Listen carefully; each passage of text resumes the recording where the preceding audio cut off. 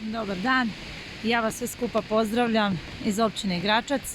Općina Gračac je najveća općina na području Republike Hrvatske koja se prostire na 1000 kvadratnih kilometara. Osim što je naša općina prostorno velika, bogata je i svojim poljoprivrednim kapacitetima i još uvijek nije dovoljno iskorištena. U našoj općini postoji preko 350 OPG-ovaca koji se bave proizvodnjom hrane. Upravo inicijativa Rural Direct nagrađuje ovakve ljude i pokušava im pomoći na ovim područjima.